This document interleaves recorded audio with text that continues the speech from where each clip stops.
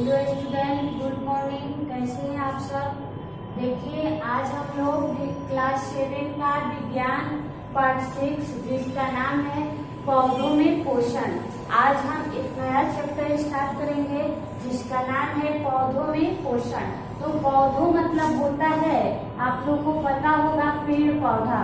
पौधा मतलब होता है पेड़ पौधा, और पोषण मतलब होता है कि किस कारण से, कौन से विटामिन मिलने के कारण पौधों में पोषण होता है, यानी क्षमता, ऊर्जा बढ़ना, मतलब पोषण मिलता है।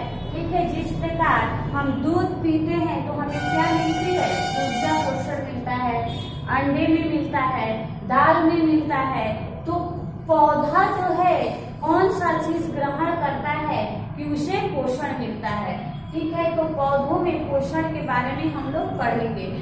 तो सबसे पहला चीज कि पौधे हरे क्यों दिखाई देते हैं, या पेड़ पौधों की पत्तियां हरी क्यों होती है।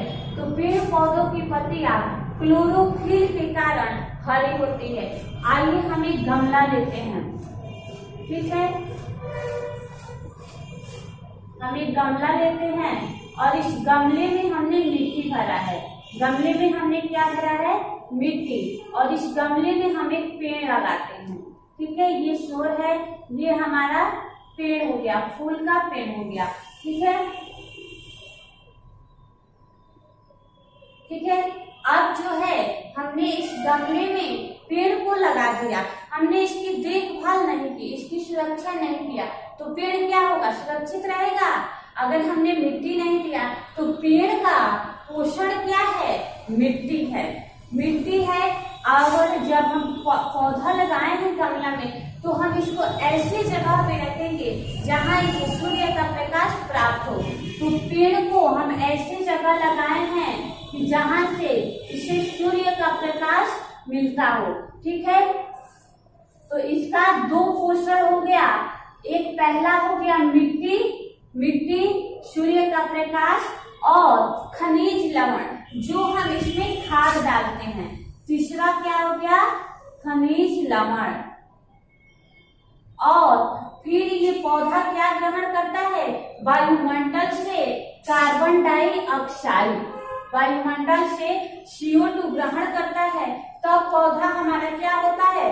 तैयार होता है। तो देखिए, एक पौधा लगाने के लिए हमें मिट्टी, सूर्य का प्रकाश, खनिज लवण, कार्बन डाइऑक्साइड, इतनी सारी सामग्रियां चाहिए, तब हम पेड़ को क्या कर सकते हैं? लगा सकते हैं, पेड़ को सुरक्षित कर सकते हैं। तो यही सब हमारा पौधा का क्या हो गया?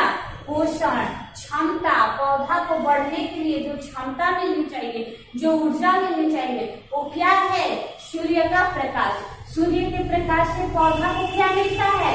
ऊर्जा मिलती है। और खनिज लवण से पत्तियों का रंग हरा होता है। तो पत्तियों का रंग किसके कारण हरा होता है? क्लोरोफिल के कारण। और क्लोरोफिल मिलता कहाँ से है?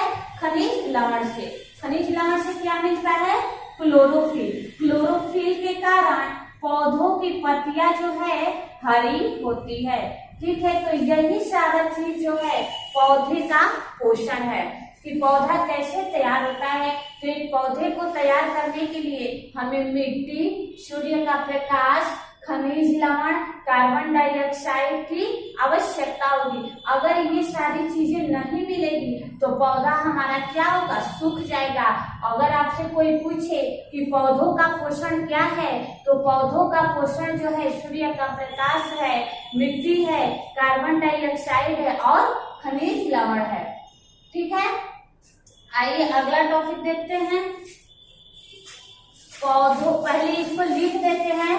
पौधों में पोषण के लिए, आइए टॉपिक बनाकर इसको लिखते हैं। पहले पौधों में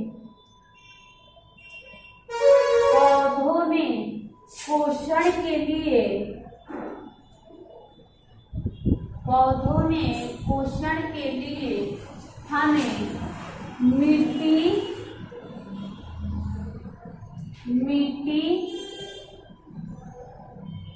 मिट्टी, खनिज लवण, खनिज लवण, जल, एक चीज तो मैं छोड़ दी थी, जल, पानी की भी आवश्यकता है। तो पौधों में पोषण के लिए हमें मिट्टी, खनिज लवण, जल, CO2 यानी कार्बन डाइऑक्साइड, सूर्य का प्रकाश, सूर्य के प्रकाश से क्या मिलेगा? ऊर्जा, सूर्य का प्रकाश आदि चीजों की आवश्यकता होती है। आदि चीजों की आवश्यकता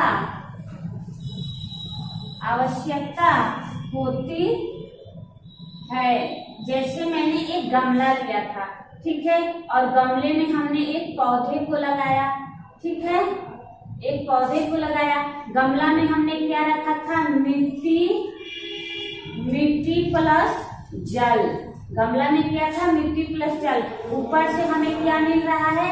सूर्य का प्रकाश। क्या मिल रहा है?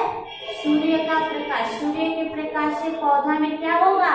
ऊर्जा आएगी, जिसके कारण पौधा जो है आगे ऊपर की तरफ बढ़ेगा, यानी ऊपर की तरफ भागेगा, ठीक है। उसके बाद हमें खनिज लवण, इसमें क्या डालना होता है? खनिज लवण, ठीक है। फिर इसमें क्या प्राप्त होता है? CO2 यानी कार्बन डाइऑक्साइड। तो इतनी सारी सामग्रियां एकत्रित करने के बाद हमें पौधा लगाना होता है। तो पौधा का पोषण क्या है? मिट्टी, खनिज लवण, जल, कार्बन डाइऑक्साइड और सूर्य का प्रकाश, ठीक है। यही सब हमारे देखिए हम लोग एक चार्ट बनाते हैं, एक तालिका बनाते हैं, जिसमें कच्ची सामग्री, स्रोत और उसके माध्यम को दिखाएंगे कि कौन सी चीज का यूज करके पौधा में क्या बनता है। तो कच्ची सामग्री पहले लिखेंगे हम, कच्ची सामग्री, ठीक है। उसके बाद डालेंगे स्रोत, मतलब उसका स्रोत क्या है, जो चीज हम लोग ले रहे हैं। उसके बाद डालेंगे माध्यम, उसको लेने से हम उस पौधा में कौन सा प्रोग्रेस होता है। जैसे दाल खाने से हमें ताकत मिलती है, प्रोटीन मिलती है, आंख का रोशनी ठीक रहता है। ज्यादा दाल खाने से नाखून ज्यादा बढ़ता है, दाल खाने से बाल ज्यादा बढ़ता है। तो उसी प्रकार देखिए कच्ची सामग्री है जल, ठीक है, और इसका जल एवं, ठीक है, जल एवं खनिज लवण, ठीक है, जल एवं खनिज लवण। और इसका स्रोत क्या है? मिट्टी। इसका स्रोत क्या है? मिट्टी। और इन दोनों से जड़ द्वारा मिट्टी से अवशोषण तथा जड़ द्वारा मिट्टी से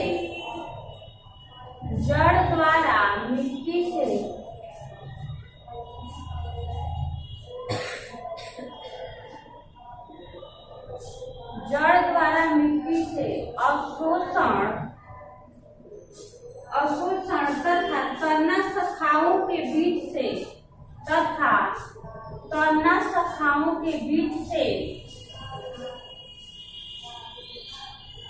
तथा तना शाखाओं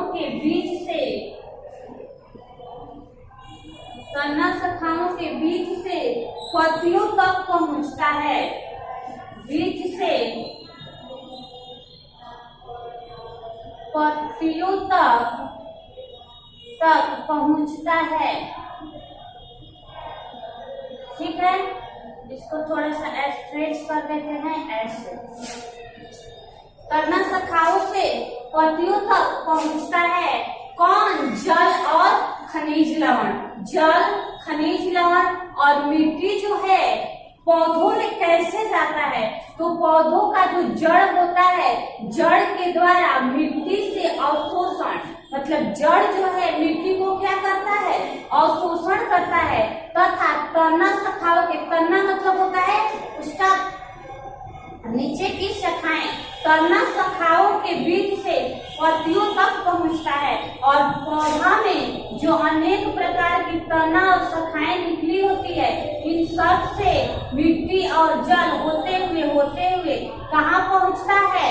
इसके पौधा के पत्तियों में पहुंचता है, ठीक है। उसके बाद देखिए कार्बन डाइऑक्साइड डाइऑक्साइड कैसे जाता है, CO2, ठीक है। तो CO2 वायुमंडल, CO2 कहाँ स्थित होता है, वायुमंडल में। ये तो पता होगा आप लोग को कि CO2 वायुमंडल में रहता है। पत्तियों पर स्थित सूक्ष्म रंध्र यानी स्टोमेटा, पत्तियों पर स्थित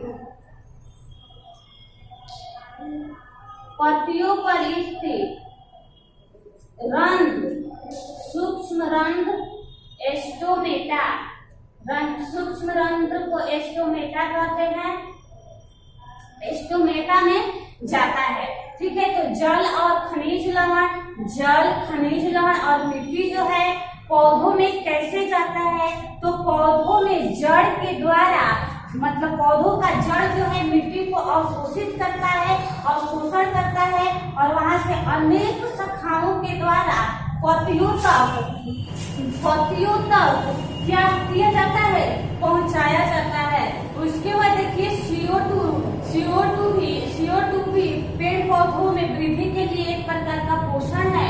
तो CO2 पौधे कैसे ग्रहण करते हैं, तो CO2 मतलब कार्बन डाइऑक्साइड वायुमंडल में स्थित होता है, और यह पत्तियों पर स्थित रंध्र यानी स्टोमेटा के रूप में कार्बन डाइऑक्साइड पत्तियों पर हमेशा क्या रहता है, स्थित रहता है, जो उसके पोषण का काम करता है, ठीक है। जिस प्रकार में भोजन पकाने के लिए ईंधन से ऊर्जा की जरूरत होती है, वैसे ही पौधों को भी सूर्य की रोशनी से ऊर्जा प्राप्त होता है। पौधों को ऊर्जा कैसे प्राप्त होता है, सूर्य के प्रकाश से। वो भी पौधा का एक प्रकार का क्या है, पोषण है। जो सूर्य के प्रकाश से ऊर्जा मिलती है तो पौधे अपना भोजन तैयार करते हैं यानी बनाते हैं, ठीक है। उसके बाद देखिए मुख्यतः पौधों के हरे भागों में इस ऊर्जा को संग्रहित करने की क्षमता होती है।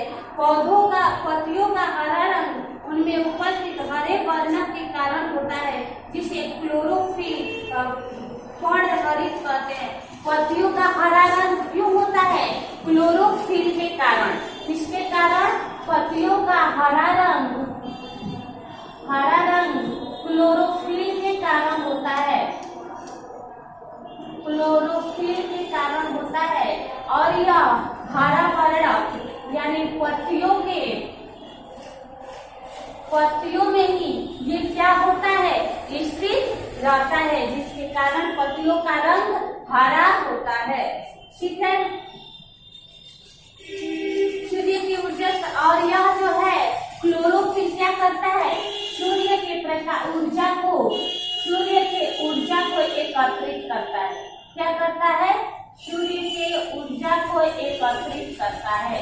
कौन, हरा क्लोरोफिल, जो पत्तियों में हरा वर्ण के कारण पत्तियों में स्थित रहता है, ठीक है। पौधे द्वारा इस ऊर्जा का उपयोग जल और कार्बन डाइऑक्साइड की सहायता से खाद्य संश्लेषण में होता है, ठीक है। अब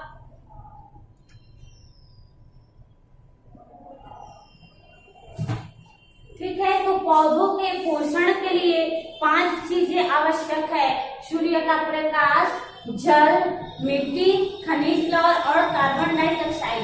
ये 5 चीजें ही हमारा पौधों का क्या है, पोषण है। पत्तियों का रंग हरा क्यों होता है, तो क्लोरोफिल के कारण पत्तियों का रंग हरा रहता है, और सूर्य के प्रकाश से जो ऊर्जा आती है वो एकत्रित कौन करता है, पौधे की पत्तियां करती है।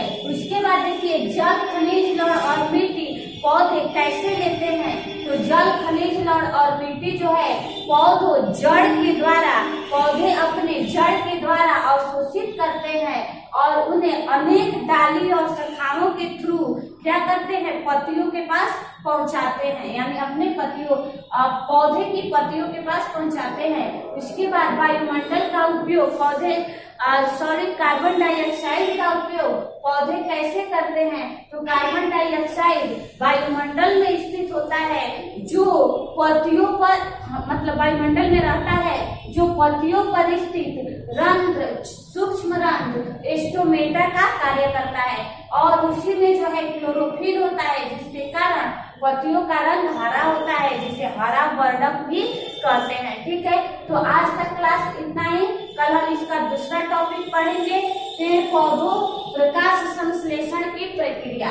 अब सारे एक एक टॉपिक को हम अलग अलग पढ़ेंगे। प्रकाश संश्लेषण, जल, मिट्टी, खनिज लवण और कार्बन डाइऑक्साइड के बारे में अलग अलग पढ़ेंगे कि किसका कौन सा कार्य होता है। तो कल का हमारा टॉपिक रहेगा प्रकाश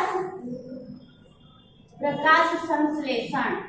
ठीक है, कल हम इसी टॉपिक को पढ़ेंगे कि प्रकाश संश्लेषण पौधों में कैसे होता है, क्यों होता है, उसका कार्य क्या है। अगर प्रकाश संश्लेषण पौधों को नहीं मिले तो पौधे जीवित रह सकते हैं या नहीं, सारी बातें हम कल पढ़ेंगे। आज का क्लास इतना ही। ओके, धन्यवाद।